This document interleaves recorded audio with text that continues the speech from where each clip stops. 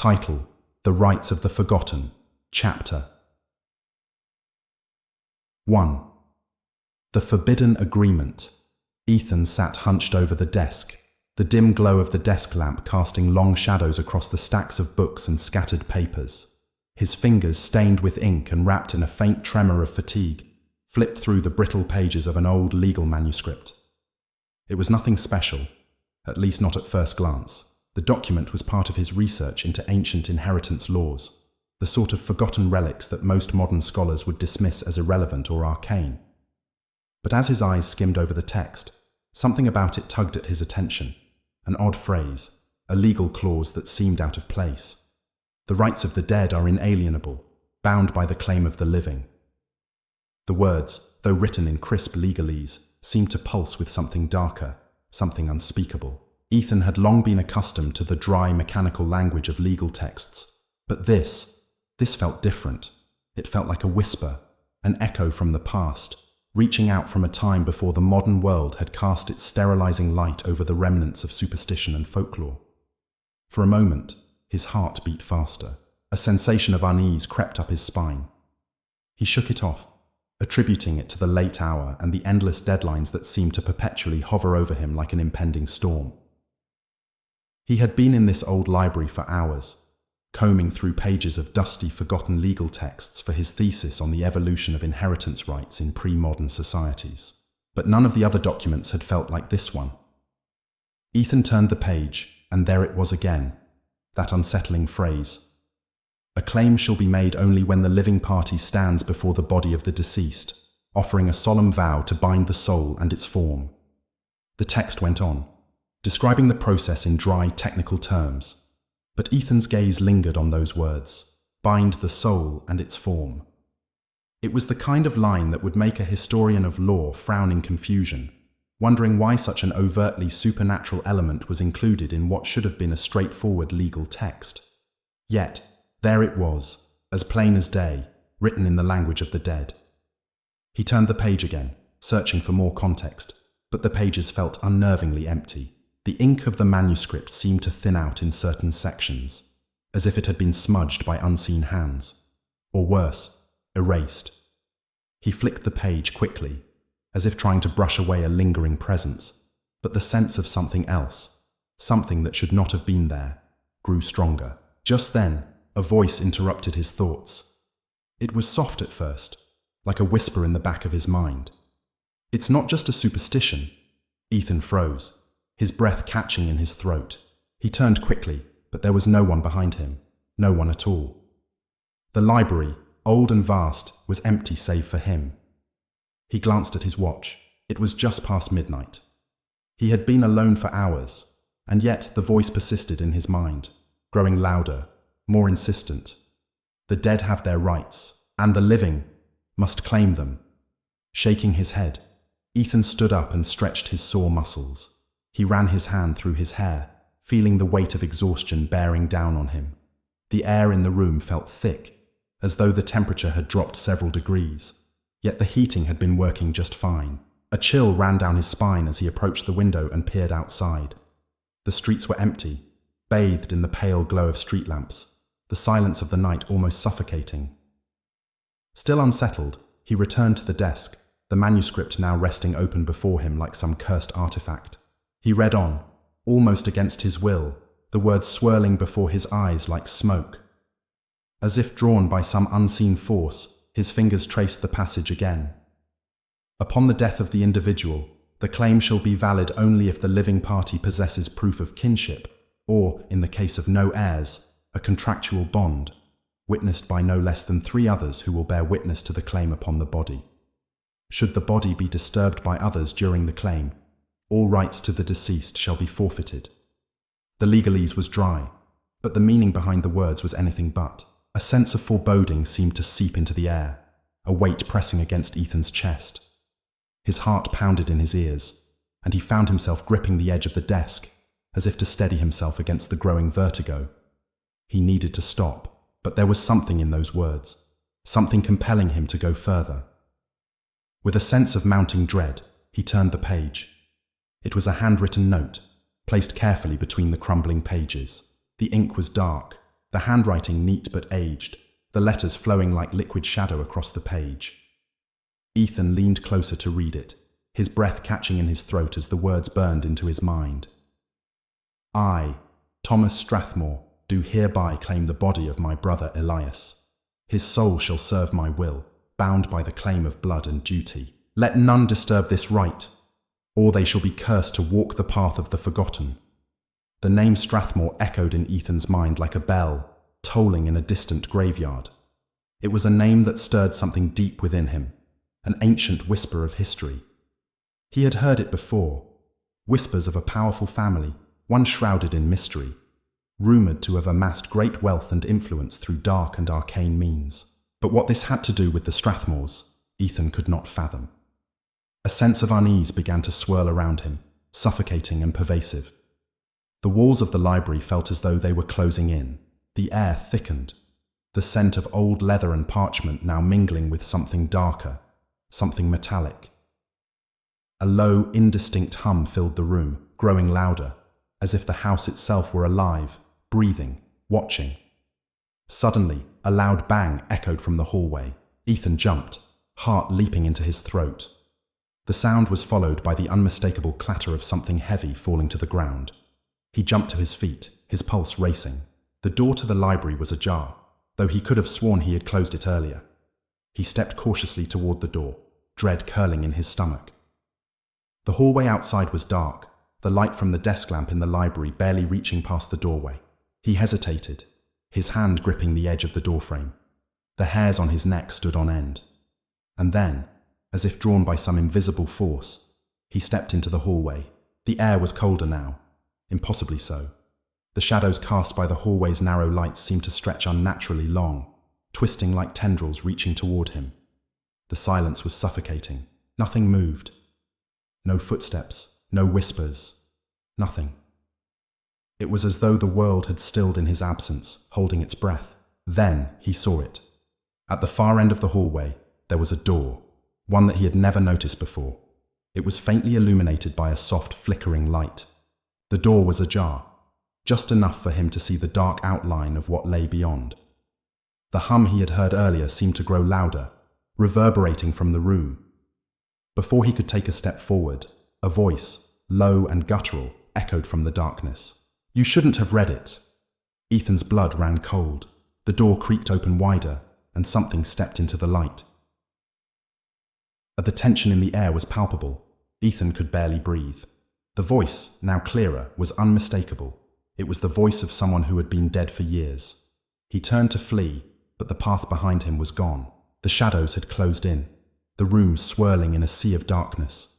The manuscript fell to the floor, its pages fluttering like wings of a trapped bird. And then, the darkness swallowed him whole. Chapter 2. The Family Secret. The Strathmore mansion loomed in the distance, its silhouette a jagged blur against the overcast sky. Ethan stood at the edge of the property, gazing up at the sprawling estate. It was a Gothic structure, built from centuries-old stone, the kind of place that whispered secrets through its walls and echoed with the voices of the past. He had driven for hours to reach this place, following a trail of increasingly bizarre clues that had led him here. The name Strathmore had been in the mysterious legal document he had uncovered, and now he was standing at the doorstep of the very family that had been tied to the ominous and archaic concept of dead man's rights. He had no idea what he was walking into, but something about the mansion, about the air around it, unsettled him.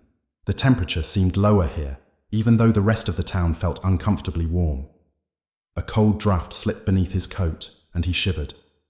There was something oppressive about the place, a sense that it had been waiting for him. As he approached the large front door, it creaked open slowly, almost as if someone inside had been expecting him. A woman stood in the doorway, her presence commanding yet unnervingly serene. She was tall and elegant, with a regal air about her, her features sharp and refined, her eyes, pale and calculating, fixed on him, as if she could see right through him. "Mr. Ethan Lawson, I presume?" Her voice was smooth, but there was an edge to it, something that hinted at hidden depths.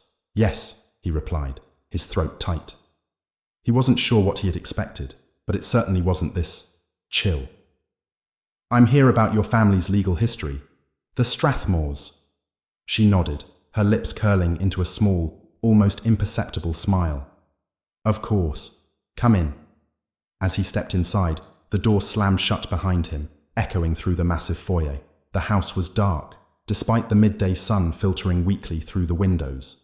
The walls were lined with portraits of long-dead ancestors, their eyes seeming to follow his every move. The air was thick with dust and something else, something indefinable, something that made the hairs on the back of his neck stand up. Victoria Strathmore led him down a long hallway, her footsteps light but purposeful. "I've been expecting someone like you," she said, her voice low and controlled. "Someone who would uncover the truth." "The truth about the family's inheritance?" Ethan asked, trying to keep his voice steady. He wasn't entirely sure what he was asking. He was just trying to make sense of all the strange things he had read in the archives, all the cryptic references to the dead man's rights. She glanced back at him, her eyes narrowing slightly. "The inheritance is not what it seems. It never was. The wealth, the power, it all comes at a cost." They entered a study, its shelves filled with dusty ancient tomes. A large fireplace crackled to life, filling the room with the faint scent of burning wood. Victoria gestured for Ethan to sit in the armchair across from her. As he did, he couldn't shake the feeling that he was being watched by something far older than the Strathmore family itself. "The dead man's rights," she began, her voice cold and deliberate, "are a legacy, a family tradition. It is how we survive, how we maintain our influence. The Strathmores have always had connections to the dead." Ethan felt a strange shiver run down his spine. He had read the words in the document, but hearing them spoken aloud by Victoria gave them an entirely new weight. What does that mean exactly? Connections to the dead? Victoria's gaze seemed to harden as she leaned forward, her eyes never leaving his. "It means that we have the ability to claim the bodies of the dead, to resurrect them, to make them serve us." Ethan's breath caught in his throat. "You mean necromancy?" "Not exactly," she said, her voice barely above a whisper. "We don't bring them back to life. We don't have that power. But we can control them, use their bodies, force them to act as we command, to serve our purposes, whatever they may be." The silence in the room felt suffocating. Ethan could barely process what she was saying. He had thought it was some twisted superstition, a family myth passed down through the generations. But this was far beyond anything he had imagined. "How?"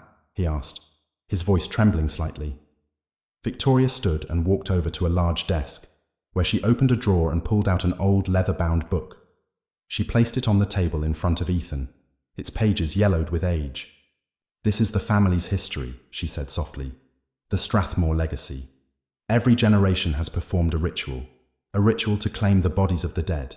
It's a bond, a covenant. Once a body is claimed, its soul is bound to whoever holds the rights."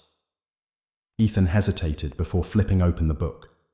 The pages were filled with cryptic symbols, strange incantations, and depictions of rituals involving the dead. Some of the images were too disturbing to look at. Figures with hollow eyes, their bodies twisted and contorted as they obeyed unseen forces. He couldn't help but feel the weight of the room pressing down on him, as if the very walls were alive with the spirits of the past. "This is insane," he muttered under his breath, but Victoria merely watched him, unblinking. "It's not insane, Mr. Lawson. It's our legacy, and it is the key to our survival." She reached over and turned a page, revealing a family tree that stretched back centuries. The names of the dead were written in bold ink, alongside dates of death and the names of those who had claimed them. The last entry was for a man named Samuel Strathmore, Victoria's brother. He had died under mysterious circumstances nearly 20 years ago. Ethan's heart skipped a beat. "Your brother?" he asked, his voice barely a whisper. Victoria nodded, her expression unreadable. "Yes, Samuel was claimed long ago. His body, his soul, are still ours." "That's impossible," Ethan said, his voice cracking. "He's dead." "Yes," she replied, her gaze darkening. "But he is not truly gone. Not for us. Not for the Strathmores. Ethan's mind raced, trying to comprehend what he was hearing. Was it possible? Could someone actually control the dead? And if so, what was the price? Why are you telling me all of this? Ethan asked, his voice filled with a mix of fear and curiosity. Victoria's lips curled into a small smile, but there was no warmth in it. Because, Mr. Lawson, you are the one who can help us. You've already uncovered the rights. You've read the documents. You're already part of this story. Ethan's blood ran cold. What do you mean? How am I part of this? She leaned closer, her voice dropping to a whisper. You are the one who can help us break the curse. You are the one who can help us control the dead man's rights and use them for our own purposes. You just have to accept the power that comes with it. The choice is yours. Ethan felt his heart race, his mind spiraling. He had come here for answers, but what he had uncovered was far darker than anything he could have imagined. The Strathmores weren't just a family. They were a dynasty built on the bodies of the dead, their power fueled by necromantic rituals that bound the living to the dead. And now, it seemed, he had been dragged into their web. There was no turning back. As Victoria stood up and moved toward the door, she left Ethan alone with the book, the ancient weight of the Strathmore family's secret pressing down on him like a suffocating fog. He had come seeking the truth, but now the truth had found him, and it was more terrifying than he could have ever imagined. Chapter 3. The First Claim. The Strathmore mansion seemed to grow even darker as Ethan followed Victoria through the long, dimly lit corridors, her footsteps a soft echo in the silence. It was as if the house itself was alive, breathing in time with their movements, shifting and creaking as though it were a living, watching thing. The walls were adorned with faded tapestries and portraits of people long dead, their eyes following his every step. The air was thick with the musty scent of age, of secrets buried in dust. Victoria moved ahead of him, her figure draped in an almost ethereal mist of shadow. Despite the unsettling atmosphere, there was something captivating about her, something that drew him in even as every instinct screamed for him to run. He was no longer sure if he was here out of curiosity, or if some invisible force had already begun to claim him, pulling him deeper into the Strathmore web. "Where are we going?" Ethan asked, his voice betraying the unease he could no longer hide. The house felt vast, endless, as if it stretched on forever. Each room he passed was darker than the last, and the shadows seemed to reach out, grazing the edges of his consciousness, like fingers brushing against his mind. Victoria turned to look at him, her pale eyes gleaming in the half-light. "To witness something you can barely comprehend, Mr. Lawson," she said, her voice soft, almost playful. "Something that has been happening in this house for generations." They arrived at a heavy oak door, its surface carved with strange symbols that seemed to shift and change when Ethan looked at them directly. The door creaked open with an unsettling sound, a groan that reverberated through his bones. Beyond the threshold, a long, narrow staircase descended into darkness. The air was colder here, colder than the rest of the mansion, as though the very soul of the house had retreated into the depths below. Victoria motioned for him to follow her. "The ceremony begins here," she said, her voice low and laden with a weight that made the words feel as though they carried centuries of history. "This is where the dead are claimed." Ethan hesitated, the dread gnawing at him. He had read about the rituals in the Strathmore family's private archives, but reading about something and witnessing it were two very different things. The words on the pages had been cryptic, filled with symbols and ancient incantations that seemed almost too horrific to believe. But now, standing on the precipice of what could only be described as madness, he wasn't sure what was real anymore. Victoria led him down the staircase, her presence ahead of him like a shadow that never seemed to fully take form. The deeper they went, the more oppressive the air became, thick with the weight of something ancient and hungry. The stone walls seemed to close in around him, and he could hear the faintest whisper, a voice just on the edge of hearing, murmuring words that made his skin crawl. At the bottom of the stairs, Victoria paused, turning to face him. "This is the heart of the Strathmore legacy," she said, her voice almost a reverent whisper. "Where the dead are kept, where they are claimed." Ethan's heart raced as he looked around. The room was vast, its walls lined with shelves filled with old books, jars containing strange substances. and objects that looked like they belonged in a museum of the macabre. But it wasn't the objects that drew his attention, it was the center of the room. A large stone altar sat in the middle, its surface slick with something dark and viscous. Around the altar were a series of chairs, each occupied by a figure cloaked in black, their faces obscured in shadow. "This is the council," Victoria said, her tone serious now, devoid of any trace of playfulness. "They are the ones who hold the rites, the ones who control the ritual." Ethan's breath caught in his throat. What is this? What are they doing here?" Victoria smiled, but there was nothing kind about it. "They are the ones who decide who lives and who dies. They are the ones who choose the dead who will be claimed. And tonight, they will choose again." Before he could ask another question, a soft, hollow voice echoed through the chamber. "It is time," it said, and the words seemed to vibrate in his very chest, as if the voice itself were alive and living inside him. The figures in the chairs stood in unison, moving with an eerie, synchronized precision. They approached the altar, their movements slow, deliberate, as though they had done this 1,000 times before. Victoria stepped forward, her eyes fixed on Ethan, watching him closely as the figures gathered around the stone slab. The atmosphere in the room grew heavier, the temperature dropping so rapidly that Ethan's breath became visible in the air. A low hum began to fill the space, like a chant reverberating from the very stone beneath their feet.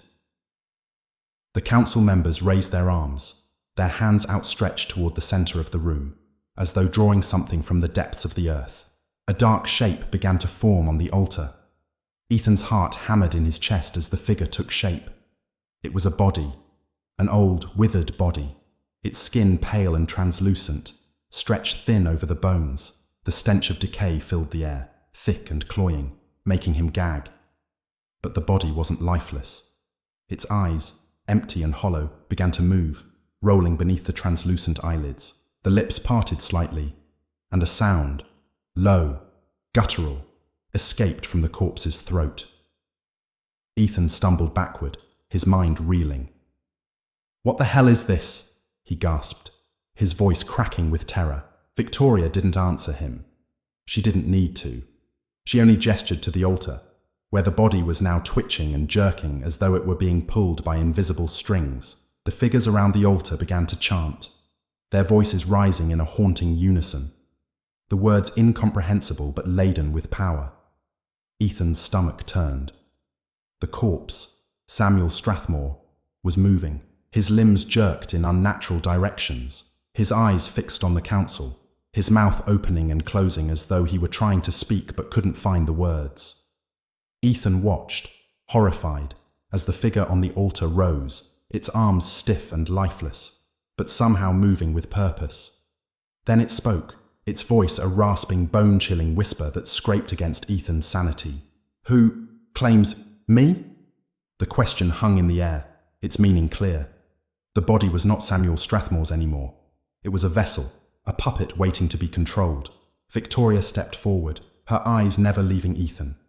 "This is the moment of the claim," she said softly, almost reverently. "The dead must be claimed in order to serve us.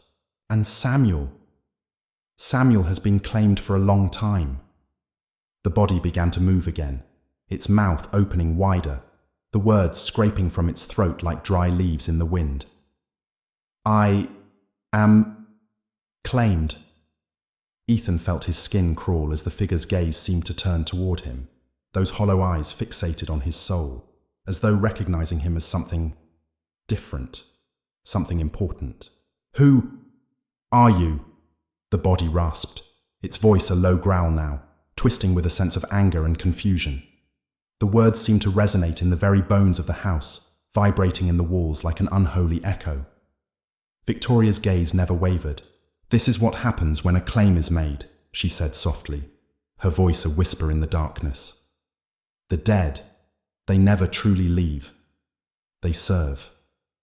They follow the one who controls them."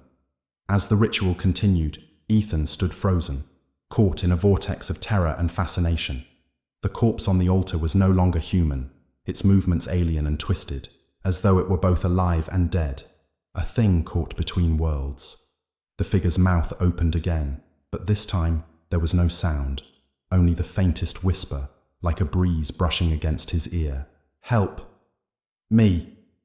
The words were faint, almost too soft to hear, but they lingered in Ethan's mind, growing louder with each passing moment. The voice was Samuel Strathmore's, but there was something different about it now. Something dark. Something that should not be. The room seemed to grow colder still. The shadows lengthened, stretching across the stone floor like dark fingers reaching for Ethan, pulling him closer to the altar. He could feel the weight of the dead pressing on him, could feel the coldness of their touch even though no one was near him. It was as if they were all around him, watching him, waiting for him to make a choice that he did not know he could make. And somewhere, deep within the shadows, the true terror of the Strathmore legacy began to unfurl. This chapter deepens the sense of dread and mystery, showing Ethan's first direct encounter with the Strathmore family's ritual of claiming the dead. It's designed to make readers question what is real and what lies hidden in the dark, stretching the boundaries of the supernatural and the horror of control over the dead. Would you like to continue or adjust anything in the tone or pacing? Chapter 4. The Curse Unfolds. The night pressed on like a wound that wouldn't stop bleeding, the darkness thickening around Ethan as he wandered the hollow halls of the Strathmore mansion. The air had grown oppressive, almost suffocating. Each step seemed to echo louder than the last, as if the house itself was growing more aware of his presence. And yet, there was something comforting in the mansion's unsettling silence, a quiet that seemed to cradle the secrets buried within its walls. But beneath that silence, there was an undercurrent of something darker, something old and unyielding that hummed just out of reach, like the promise of a storm. Ethan had spent hours combing through the mansion's hidden archives, his fingers aching from turning page after page of cursed manuscripts, forgotten journals, and cryptic symbols. His mind was slowly unraveling under the weight of what he had discovered. He had thought the Strathmore family's wealth and influence were tied to simple inheritance, the accumulation of property and power over generations. But as he dug deeper, the truth revealed itself in layers, each more horrifying than the last. The Strathmores were not simply heirs to fortune, they were heirs to a curse, a dark pact made long ago, a pact that had bound their bloodline to the dead. The so-called dead man's rights were not just some obscure legal relic from a bygone era. They were the key to their existence, their power, their very lives. And the price of that power was the souls of those who had already passed. As Ethan traced the lines of the family's hidden history, he began to understand that the curse did not only affect the dead, it infected the living too. The Strathmores were bound by their own actions, trapped in a cycle that stretched back centuries, a cycle that had consumed not only their ancestors, but their very humanity. The sound of the grandfather clock in the hallway struck midnight, its chimes reverberating through the mansion like a funeral dirge. Ethan could feel the weight of those chimes pressing down on him, a reminder of the time that had passed, and the time that was running out. He stood before a large, ornate mirror in the parlor, his reflection distorted by the dim, flickering candlelight.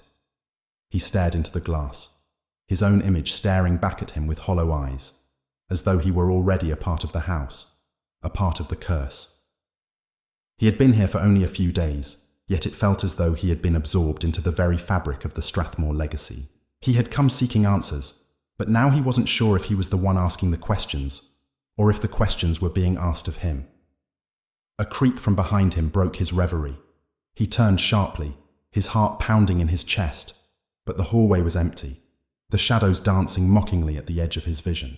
He thought he saw something, a fleeting shape, a movement too quick to be certain, but when he looked again, there was nothing. The house was alive, breathing in time with his own pulse, whispering to him in ways he couldn't yet comprehend. His mind turned back to Victoria. He had seen the first claim, the body of her brother, Samuel Strathmore, rising from the dead, a puppet on invisible strings. But what had truly disturbed him was not the grotesque spectacle itself, it was what had happened afterward. The thing on the altar, once Samuel, had stared at him with those hollow, lifeless eyes, and in that fleeting moment, Ethan had felt a cold, gnawing sensation in his gut, as though the creature had reached into him, grasping something deep inside, something he couldn't quite name. Victoria had promised him that the Strathmores were not simply cursed. They were chosen to carry out this dark tradition. The family's power didn't come from wealth or politics. It came from their ability to claim the dead, to use their bodies and souls for their own purposes. But what she hadn't told him, what she had left out of the story, was the true cost of that power. The deeper Ethan dug, the more he understood. The Strathmores had made a pact, a deal with something ancient, something beyond human comprehension. It was a pact that required blood, but not just any blood, the blood of the dead. The dead were not at rest. They had been bound to serve, their souls trapped in limbo, their bodies controlled by those who held the rights. And once a body was claimed, there was no turning back. The spirit of the dead could never find peace, and neither could the living who carried out the claims. Ethan's thoughts were interrupted by the sound of footsteps approaching. Soft, measured steps that seemed to come from nowhere. He spun around, his breath catching in his throat. The hallway was still empty, but the footsteps grew louder, closer. His heart raced as he strained to listen, to make sense of the sound. But it wasn't until the footsteps stopped right behind him that he realized they were not just footsteps. They were echoes of something far older, far darker.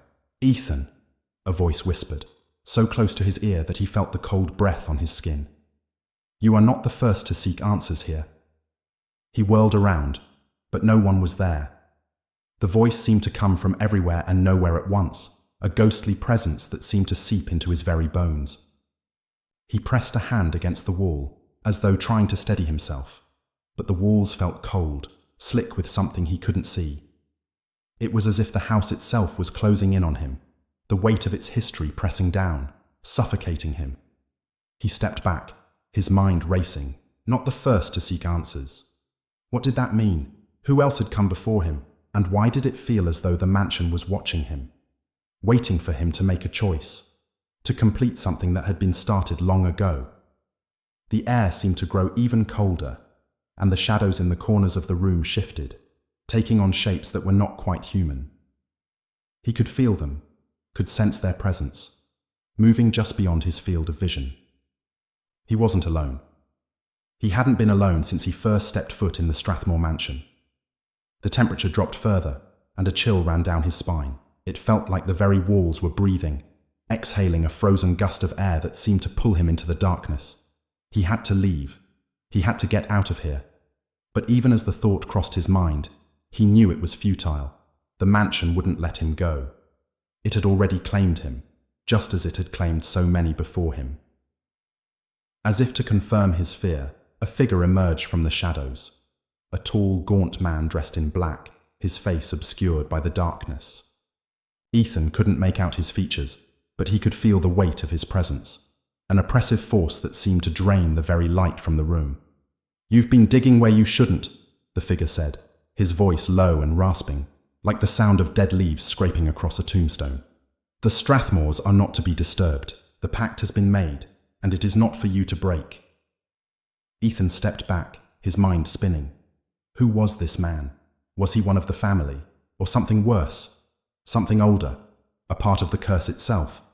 The man took a step forward, his long, bony fingers reaching out.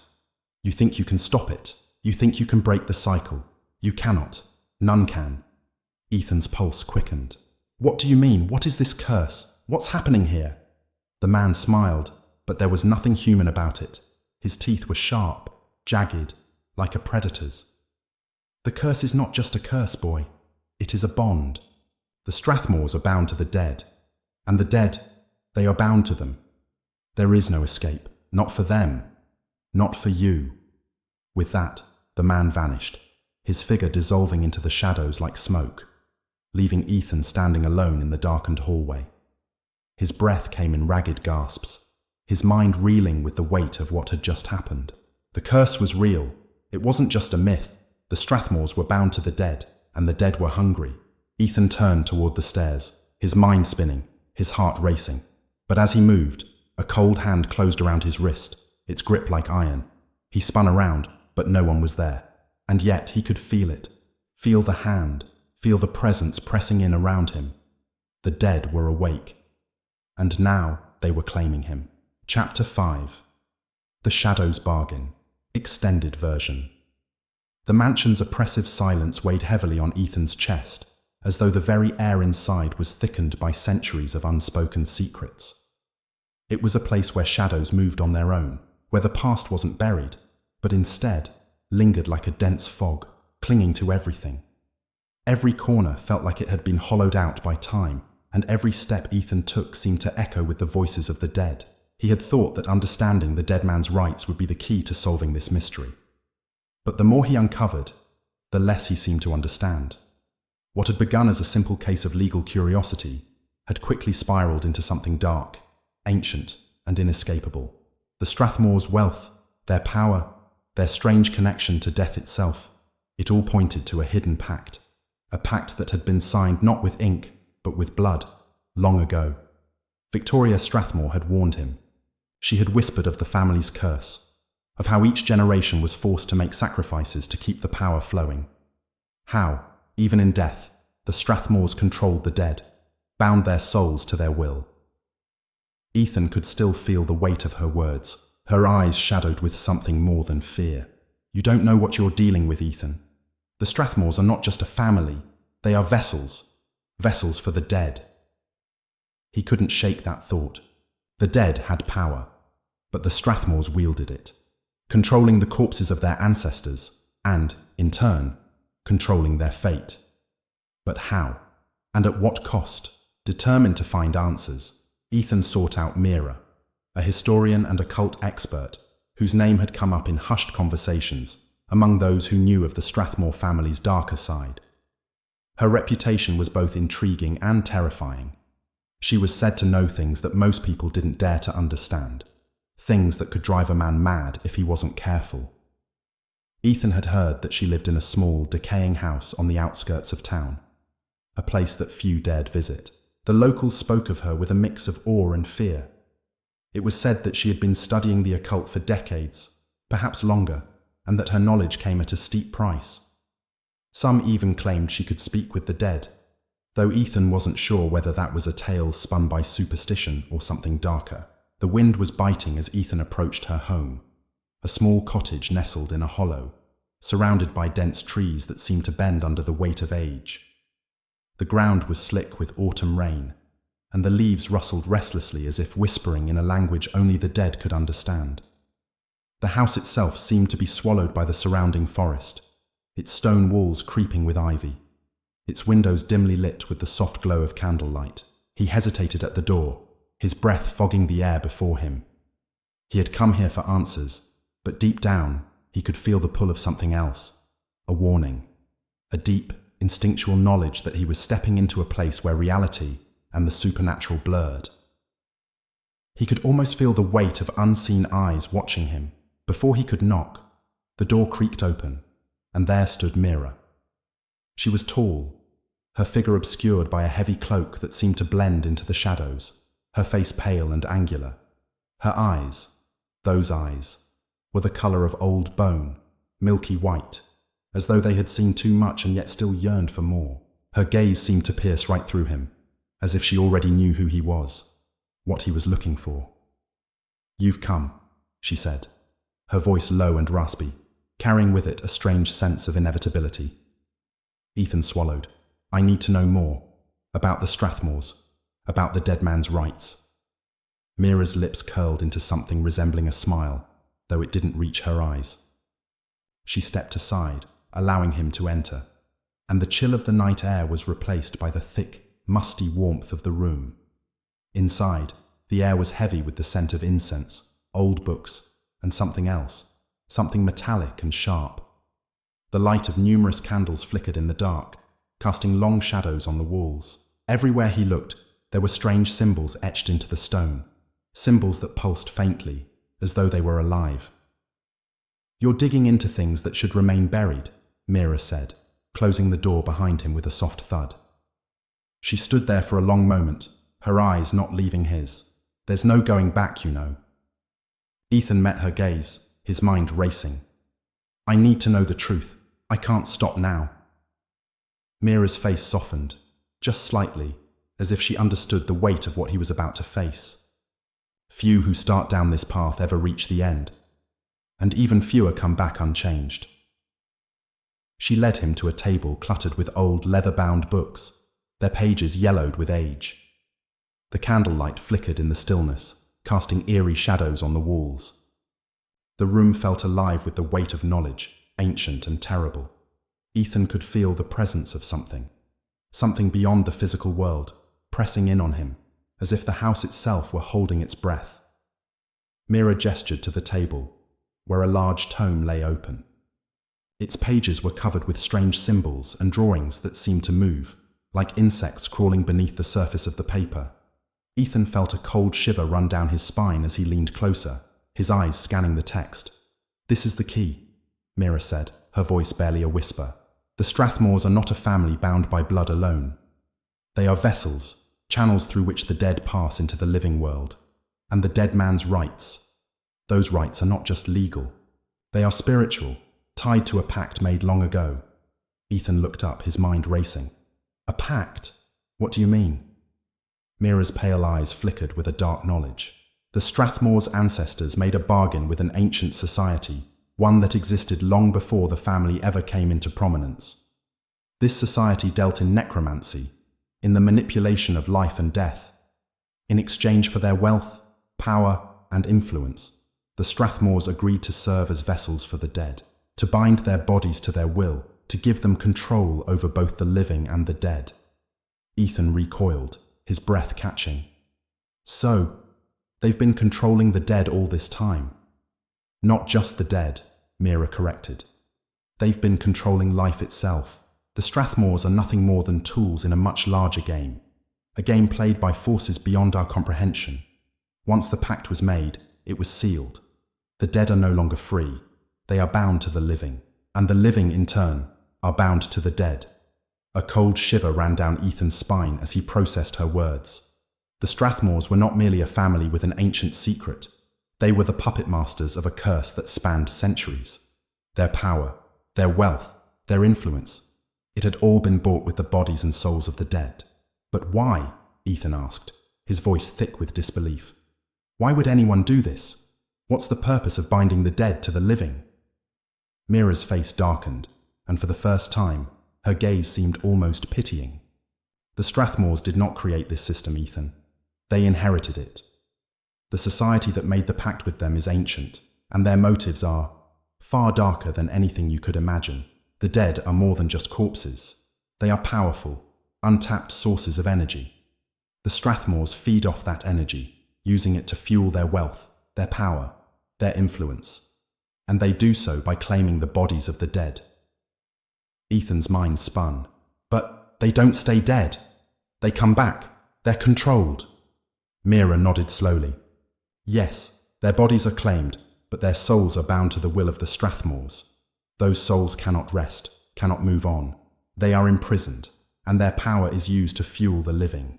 The Strathmores have learned to manipulate this, binding the spirits to their own, using them for rituals, for wealth, for control." "But how do they do it?" Ethan whispered, horrified. "How do they control the dead?" Mira's gaze darkened even further. "That is the true horror of the dead man's rights. The Strathmores use necromancy, rituals designed to enslave the dead, to bend them to their will. And once the body is claimed, the spirit can never be free. It is bound to the living, and the living become bound to the dead. The cycle continues, and the more bodies they claim, the more powerful they become." Ethan felt the walls of the room close in around him. The weight of the knowledge Mira had just imparted felt like a physical presence, crushing him. He could feel the temperature drop, the air growing thin, as if the very house itself were trying to suffocate him with its ancient secrets. "You need to understand, Ethan," Mira continued, her voice low and heavy. "If you continue down this path, if you try to break the cycle, the consequences will be more than you can imagine. The society that set this pact in motion will come for you. And the dead will follow." Ethan's hands trembled, but he steeled himself. "Then tell me what I have to do." Mira stood, her face grim. "There is a ritual," she said, reaching for another book, an even older tome, its cover worn and cracked. "This is the ritual that can break the pact, that can sever the tie between the living and the dead. But it is not something you can do lightly. To break the cycle, you will need to sacrifice a part of yourself, your very essence. You will need to offer up your own soul to free the spirits that are bound to this place. Ethan stared at the book, his hands shaking as he reached for it. He could feel the weight of it, the power within its pages, pulling at him. But as his fingers brushed against the cover, a voice in the back of his mind whispered, "You cannot break this. The dead will not let you." But he didn't listen. Not yet. The ritual was the only hope he had. He would do whatever it took to stop the Strathmores, even if it meant paying the price with his own life. The choice was made. But as Mira's eyes flickered with an unreadable expression, a new thought entered Ethan's mind. He wasn't alone in this battle. There were forces at work that were far older, far darker than anything he had yet encountered. Forces that could break him just as easily as the Strathmores, and they were coming. Chapter 6. The Breaker of Bonds. The mansion felt different that night. It wasn't just the coldness that clung to the walls, nor the flickering of the candlelight that cast long shadows across the floors. It was the palpable sense of something waking, something stirring beneath the surface of the house, something ancient and restless.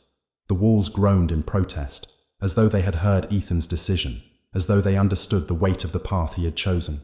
He couldn't help but feel the tension hanging in the air, thick and suffocating, as he made his way down the narrow, dimly lit hallway that led to the heart of the Strathmore estate, the family's private sanctum. It was here, in the deepest recesses of the mansion, that the Strathmores performed their most secretive and dangerous rituals. And it was here that Ethan, with Mira's help, would attempt to sever the ancient ties that bound the dead to the living. The mansion seemed to watch him as he walked, the dark corners of the rooms whispering his name, the creaking of the floorboards like the sighs of those who had passed before him. The house was not just a building, it was a living, breathing entity, one that had been steeped in centuries of blood, power, and necromantic practices. The very air he breathed felt thick with the souls that had been trapped here, their presence lingering like an unholy fog. Ethan's pulse quickened as he reached the door to the sanctum. The door was unlike any other in the mansion, ancient, carved from dark wood, and adorned with symbols that seemed to shift and change as his eyes lingered on them. The symbols were not just decorative, they were a warning, an invitation, a curse. He hesitated for only a moment before pushing the door open. It creaked on its hinges, the sound grating like the wail of a lost soul, and Ethan stepped into the room beyond. The sanctum was vast, the walls lined with shelves filled with ancient books, scrolls, and artifacts that spoke of dark rituals and forbidden knowledge. The air inside was thick with the scent of incense and aged parchment, a smell that seemed to wrap around him like a suffocating embrace. In the center of the room, a large stone altar stood, bathed in the pale glow of candles that flickered uneasily, casting erratic shadows across the stone floor. Mira stood by the altar, her face pale, her expression unreadable. She had prepared the space, setting up the necessary tools for the ritual, candles, incense, and the ancient book that would guide them. She looked at Ethan as he entered, her eyes dark with a knowledge he had yet to fully grasp. "You understand what this means, don't you?" she asked softly, her voice a low whisper, as though she were speaking to someone far away. "Once we begin, there is no turning back. The Strathmores will come for us. The dead will rise, and the cycle will be broken, one way or another." Ethan nodded, though his heart pounded in his chest. He didn't fully understand the scope of what they were about to do, but he knew one thing for certain. This was the only way to stop the curse, to break the Strathmores' grip on death itself. He had seen enough, learned enough to know that if he didn't act now, the consequences would be far worse than anything he could imagine. "I'm ready," he said, his voice steady despite the maelstrom of thoughts swirling in his mind. Mira gave him a long, searching look, then nodded. "Very well. But remember, what we're doing is not just about freeing the dead. It's about releasing them from the cycle that binds them. Once they are free, they will seek justice. And justice, Ethan, is never merciful." Ethan didn't need to ask what she meant. He had already seen the way the dead twisted the living, the way their spirits lingered, trapped between two worlds, unable to move on. And he had learned the price of those who had dared to defy the Strathmores. The family's wealth, their power, It had all been bought with the souls of the dead, and those souls would not rest until they had taken what was theirs. Together, Ethan and Mira moved to the altar, each step in sync with the rhythm of the house, the creaking floorboards, the soft whisper of the wind outside, the low hum of the candles flickering in the dark. Mira opened the ancient tome, its pages crackling with the weight of centuries. She began to chant, her voice soft and steady, weaving a language Ethan had never heard before, a language that seemed to vibrate in the very marrow of his bones. The room seemed to grow colder with each word she spoke, the shadows lengthening, as though the darkness itself was being drawn into the circle they were creating. Ethan felt the temperature drop, a chill settling deep into his bones, making his skin crawl. The air became heavy, oppressive, as if the walls were closing in on them. Suddenly, the ground beneath his feet seemed to tremble. At first, it was a faint vibration, like the subtle shifting of the earth, but soon it became more pronounced, the floor beneath them shaking with a force that nearly knocked Ethan off balance. The candles flickered wildly, their flames bending as though caught in an invisible wind. The shadows in the corners of the room began to twitch and writhe, as if something was trying to escape. Mira's chanting grew louder, more urgent, and the tremors intensified. Ethan felt a surge of panic rising in his chest. The spirits were reacting. They could feel what they were about to do. "Mira!" Ethan shouted, his voice cutting through the rising chaos. "Is this—" Before he could finish, a shrill, otherworldly scream echoed through the room. It wasn't a human sound, but something far older, far darker. A sound that seemed to come from the very depths of the earth itself. The shadows in the room surged toward them, their dark tendrils lashing out like living things. Ethan stumbled back, his heart racing as the air thickened with the overwhelming sense of death. Mira's eyes were wide, her face pale as death. "We're too late," she whispered, her voice shaking. "The Strathmores. They know what we're doing." Ethan's eyes darted around the room, his mind racing. The dead were coming, and there was nothing he could do to stop it. He could feel their presence now, a growing mass of cold, a suffocating, oppressive weight pressing in on him from all sides. The ritual was already in motion. The spirits had been summoned, their bonds weakened, and they were furious. With a sudden, violent force, the shadows leapt from the walls, swirling around them like a storm. Ethan gasped as cold hands, no, not hands, touched his skin, pulling at his very soul. He felt a tugging, a rending sensation, as though something deep inside of him was being torn away, ripped from its moorings. "Mira!" he cried, but his voice was lost in the chaos. The room had become a nightmare, the walls closing in, the shadows crawling toward him, the very air alive with the dead's rage. The altar before him shifted, as though the stone itself was breaking apart. From beneath it, a figure rose, tall, gaunt, its face twisted and decayed, its eyes hollow pits of darkness. It was one of the Strathmores, but not one of the living. No, this was a soul bound to the family, its body nothing more than a vessel for the curse that had claimed it. The figure reached out, its long skeletal hand grasping for Ethan, its mouth opening in a soundless scream. "No!" Ethan shouted, instinctively stepping back. But the spirit was already upon him, its cold fingers wrapping around his wrist, its presence overwhelming. He could feel the soul inside the body, a soul trapped, bound by centuries of pain, anger and regret. It was the spirit of a Strathmore ancestor, one of the first to make the pact. And it was now trying to take him, to make him a part of its endless cycle. "Mira!" Ethan shouted again, but the air was thick with the sounds of the dead, their whispers filling his ears, drowning out everything else. Mira, still standing by the altar, was locked in place, her face frozen in a mask of terror. She was trapped, her body unable to move as the spirits closed in on her, their tendrils of shadow wrapping around her like a death grip. Ethan struggled, trying to break free of the ghostly hold, but the dead were too powerful. Their grip on him was tightening, dragging him closer to the altar, to the very heart of the Strathmore curse. His vision blurred, the room spinning around him as the dead screamed in fury, demanding their freedom. But as he reached for the book, hoping to find a way to finish the ritual, something happened. A sudden burst of light erupted from the tome, blinding him for a moment. The spirits screamed, recoiling from the light, their forms dissipating into the shadows. The pressure on Ethan's chest lifted, and the darkness began to recede. But it was not over. Not yet. The ritual had begun, and the dead were not done yet. Chapter 9. The final claim. The moon hung low and sickly in the sky, casting a pale, fractured light over the Strathmore mansion. Ethan stood at the heart of the house, a place that no longer felt like a home, but a mausoleum. The walls seemed to hum with an ancient pulse, as though the mansion itself was alive, its heartbeat reverberating through the bones of the estate. Ethan could feel it, the oppression that pressed in on him from all sides.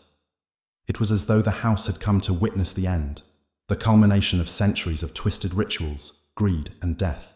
But he knew that this wasn't the end. Not yet. His heart thudded in his chest, each beat a drum that echoed in the silence of the room. Before him stood Victoria Strathmore, the last of her kind. She was calm, unnervingly so, as if this moment, the breaking of their curse, the unraveling of the Strathmore legacy, was nothing more than a predetermined outcome. Her pale, delicate face remained emotionless, her gaze fixed upon him with an intensity that made him feel as though she were staring straight into his very soul. "You don't have to do this," Ethan said, his voice strained, though the words tasted bitter in his mouth. "We can end it. We can set everything right. The curse, it's too dangerous. The dead, they'll never let you control them forever." Victoria's lips curled into the faintest of smiles, a smile that did not reach her eyes. There was something predatory in her expression, something cold and calculating. "The dead," she said softly, her voice smooth as silk, "are only as dangerous as the living allow them to be. And as for the curse, well, Ethan, the curse is not something that can be broken. It is a legacy, an inheritance. It's the blood of my ancestors coursing through my veins." Ethan clenched his fists, fighting the rising tide of panic that threatened to overtake him. He had thought he understood the Strathmores, understood the depth of their depravity, their thirst for power. But now, standing before Victoria in this moment of finality, he realized just how deeply the rot ran. It wasn't just the curse. It wasn't just about controlling the dead. It was about control itself, the raw, unyielding power to dominate life and death. Victoria Strathmore had inherited more than a mansion. She had inherited a prison, a legacy of violence and death that had bound her family for generations. "You're wrong," Ethan said, though his voice shook with uncertainty. "You think you're in control, but you're not. You're just another pawn in the game, the same game your ancestors started. The dead, they're not yours to command." Victoria's eyes darkened, her pupils narrowing into thin slits. "You've made a mistake," she said, her voice low, dangerous. "You think I want to control the dead. But you see, Ethan, it's not control I crave. It's transcendence. The Strathmores have ruled over life and death for centuries, and now I will ascend. I will become more than human. I will become one with the power of the dead." Her words hung in the air, heavy and oppressive. Ethan's blood ran cold as he began to understand the depth of her ambition, the true horror of what she was planning. She was no longer simply trying to break the curse.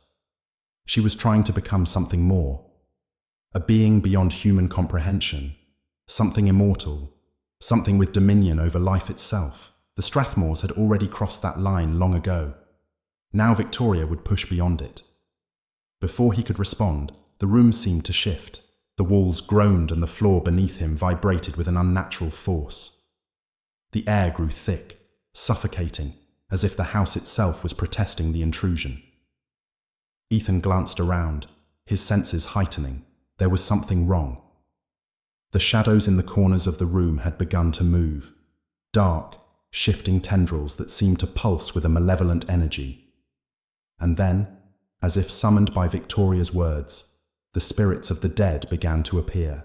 They emerged slowly at first, figures draped in tattered, decaying robes, their faces pale and contorted with anger. Their eyes were hollow, their skin stretched tight over their bones.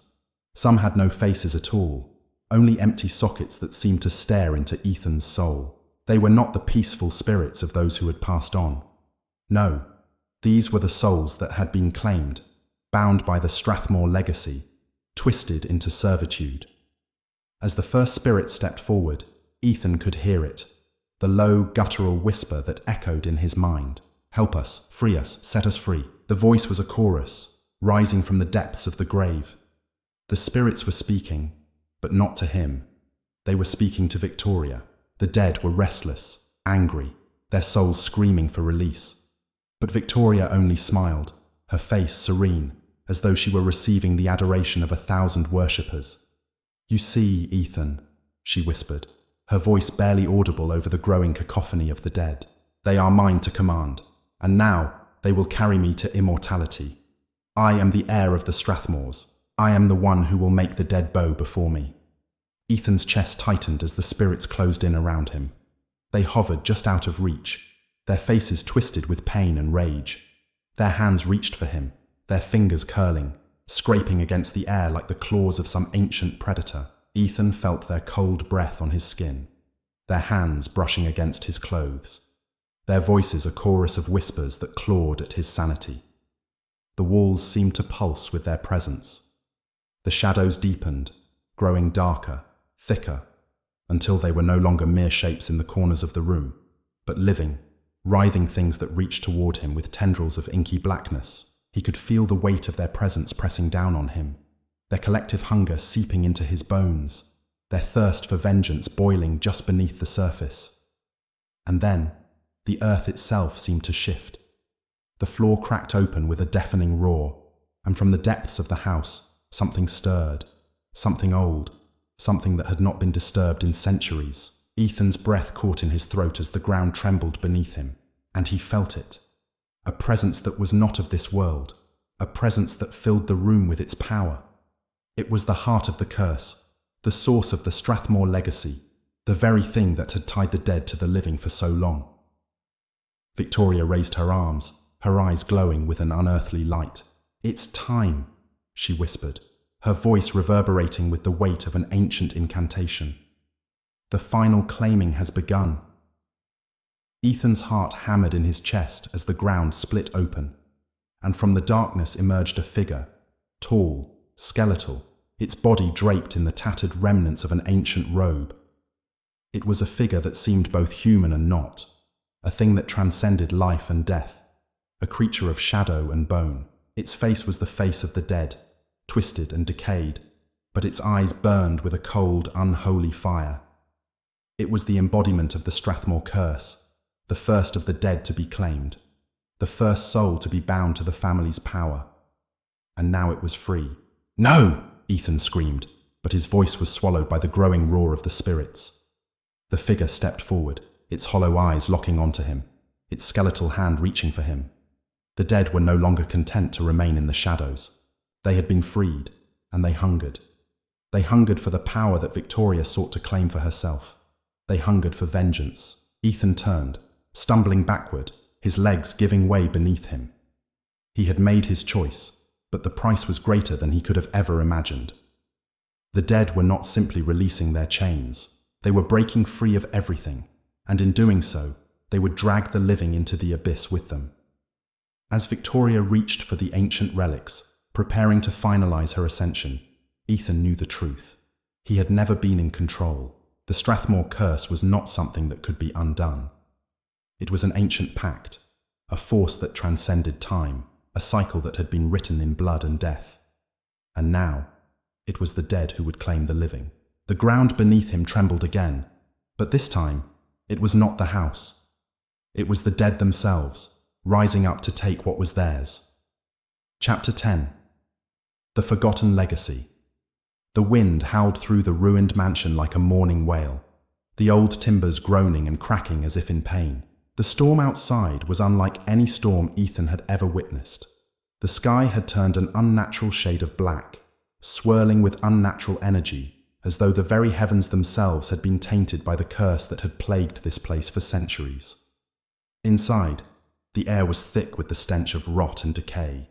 The once grand halls of the Strathmore estate had been reduced to a crumbling shell, their ornate walls now cracked and covered in the stains of old blood. Ethan's heart beat in his ears, drowning out the frantic whispers of the spirits that still lingered, their voices now a distant hum at the edge of his consciousness. The final confrontation had come, and with it, the realization that there was no escaping the Strathmore legacy. It was not just the curse that had haunted this house, but the very bloodline itself. A bloodline that had been entwined with death for generations. He stood in the center of the decaying ballroom, his feet sinking slightly into the rotting wood beneath him. The room was suffocating, dimly lit by flickering candles that cast grotesque shadows on the walls. There was no escaping the silence that had settled in the air, as though the house itself was holding its breath, waiting for the final act. Victoria Strathmore was standing across from him, her eyes cold and unblinking, her expression serene as if she were untouched by the chaos that had erupted in the mansion. She had become something otherworldly, her connection to the dead now complete. Her clothes, once elegant and refined, now looked as though they were fashioned from the very fabric of death itself, the dark hues swirling and shifting like living shadows. "You don't understand," she said, her voice soft, yet filled with an unnerving certainty. "You never did. This is not just about power, Ethan. This is about freedom. Freedom from the limitations of life, from the weakness of the flesh. The Strathmores have been bound to the dead for generations, but now I am the one who will transcend. I will become one with them, a ruler not of the living, but of the dead." Ethan's mind reeled from her words, the full weight of their meaning crashing down on him like a wave. He had thought he understood what she was after, but he hadn't realized how far she was willing to go. She had been preparing for this moment her entire life, her every action calculated to bring her to this point of ascension. She wasn't just trying to control the dead, she was becoming them. "You're wrong," Ethan managed to say, his voice raspy and hoarse. "You think you can escape death, but you're already dead. You've been dead for a long time. The curse, everything that's happened here, it's a prison, Victoria. It's not freedom. It's a trap." Victoria smiled, a thin, cruel smile that did nothing to soften the malice in her gaze. "You still don't understand. The Strathmores were never cursed. We were chosen to wield the power of the dead, to become the power of the dead. The curse you speak of is nothing more than a shackle, and I—" She stepped forward, her eyes gleaming with an unnatural light. "I will be the one to break it." The storm outside raged harder now, the wind screaming as if in agony. The mansion seemed to tremble with the force of it, the very foundations cracking and splitting. Ethan could hear the distant sound of footsteps, soft at first, but growing louder, closer, until they were right behind him. He spun around, his heart pounding, his breath coming in ragged gasps. In the doorway stood the last thing he expected to see. It was Mira. Her once bright eyes were now dim, her face pale and lifeless. She was no longer the sharp-witted historian and occult expert he had come to rely on. She was a shell, a hollow version of the woman he had known, and she wasn't alone.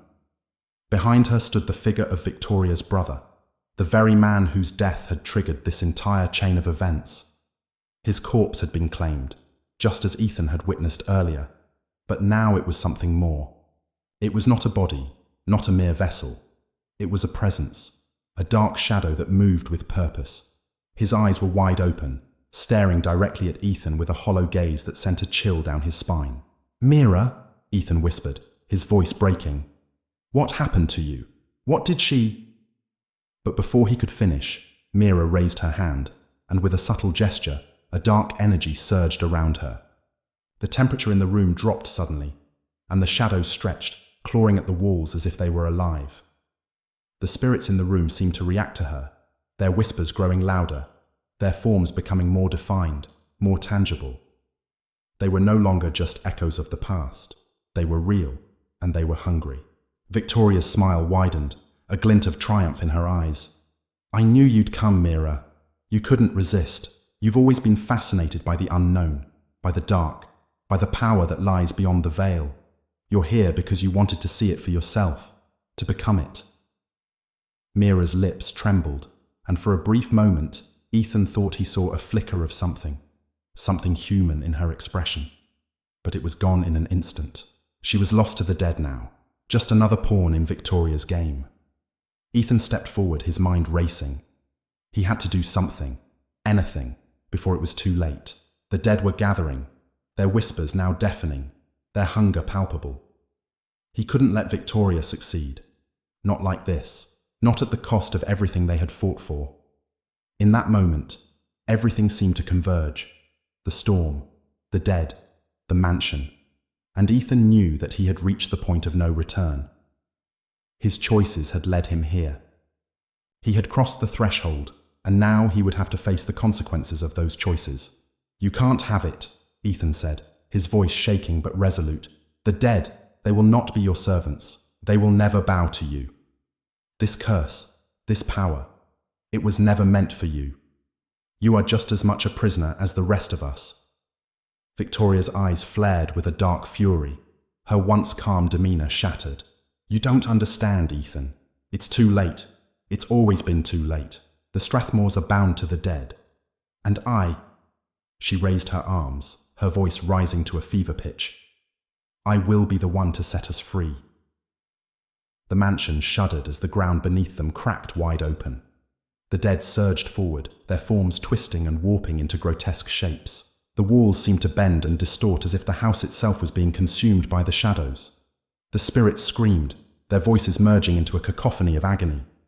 Ethan's eyes met Mira's, and in that fleeting moment, he saw the truth.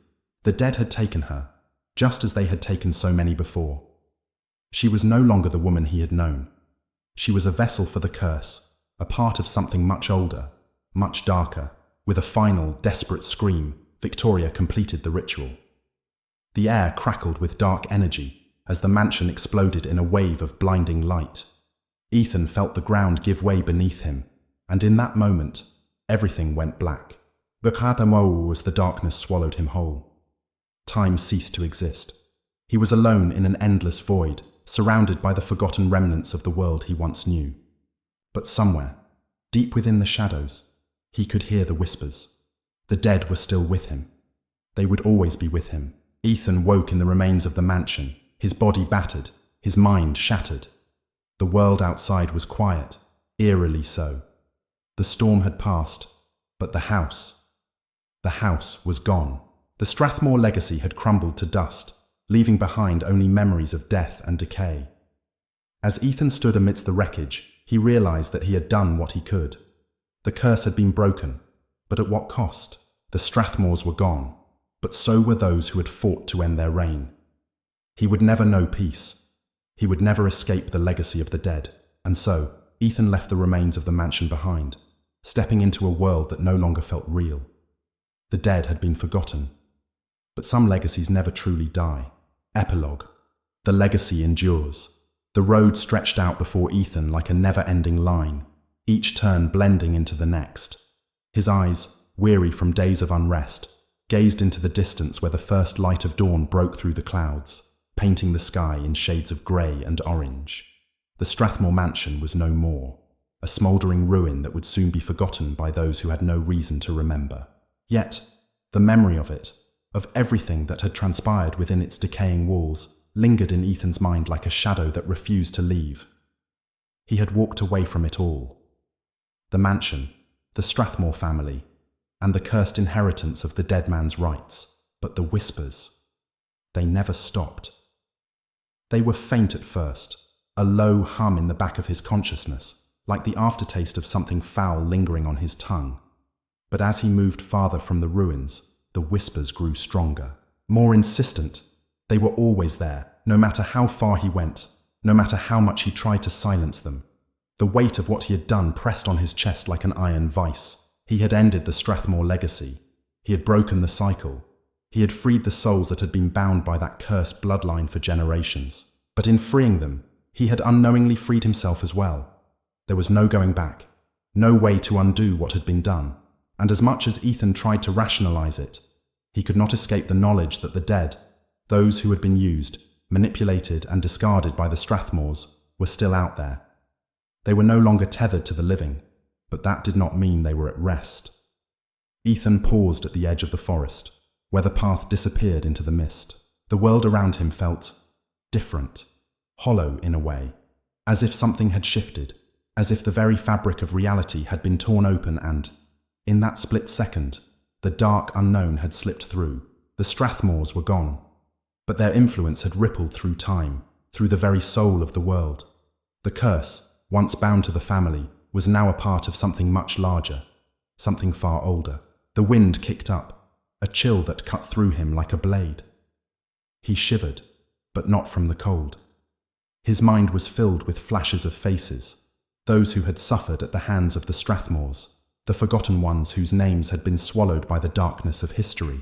He could see them all clearly, the pale eyes of the dead, the twisted smiles of the souls who had been used for power, for greed.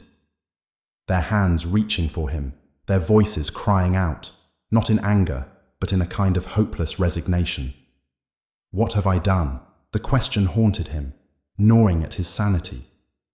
In his attempt to end the cycle, had he simply traded one form of torment for another? He had freed the spirits, but their vengeance would never be sated. The curse would not die. It had only changed form. As he continued down the road, a dark thought crossed his mind. Had he truly stopped the Strathmores? Had he really broken the chain that bound them? Or had he merely opened the door for something far worse to enter the world? The dead did not just vanish. They were always there, always watching, always waiting. The Strathmores had been part of a much older, more powerful legacy, one that stretched back centuries, perhaps even millennia. He thought back to the night of the ritual, to the final moments before the mansion had collapsed in on itself. The spirits of the dead, those who had once been claimed by the Strathmores, had been released in a torrent of fury. And in that chaos, he had seen something. A figure, a shape in the shadows, moving just outside his reach. Victoria, the last of the Strathmore line, had offered him power, control, and immortality.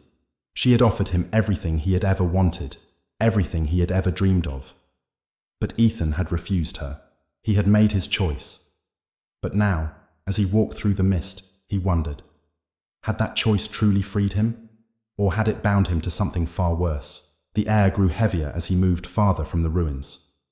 The landscape seemed to change with each step, growing more oppressive, more suffocating. It felt as if the world itself was holding its breath, waiting for something, waiting for him to make the next move. But there was nothing left for him to do. He had no answers, only questions that seemed to multiply the farther he walked. When he finally reached the town, he found it as quiet as the world he had just left behind. The streets were empty, the houses dark, as though the very life had been drained from the place. It was as if the curse of the Strathmores had stretched far beyond the mansion, spreading like a disease into every corner of the world. The dead were not confined to the walls of the Strathmore estate. They were everywhere now, their influence lingering in the air like the scent of decay. Ethan stopped at the edge of the town square, his gaze falling on the darkened windows of the buildings around him. He felt a stirring in the pit of his stomach, a sense of dread that crept up his spine like icy fingers. The dead, those he had freed, were still with him. In the silence of the night, he could hear them calling to him. Faint whispers, lost voices, cries for help that would never be answered. They were not at rest. They never would be. He could feel their eyes on him, watching him from the shadows. They were waiting, waiting for the right moment to claim him, to drag him back into the darkness. But it wasn't just the dead who watched him.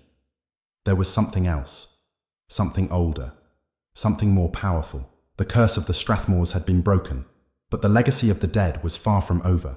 And so, as Ethan turned and walked away from the town, he knew that the struggle was far from finished. The dead would never be forgotten. They would never rest. Their whispers would follow him wherever he went, reminding him that no matter how far he ran, no matter how hard he tried to escape, the curse of the Strathmores was a part of him now. It always would be. The dead had been set free, but in doing so, Ethan had unknowingly become their new keeper. Their legacy was his to bear now, and as he disappeared into the mist, he knew that the true cost of breaking the cycle was one he would never be able to outrun. The dead never truly leave. They never forget, and their rights would never be erased. The end.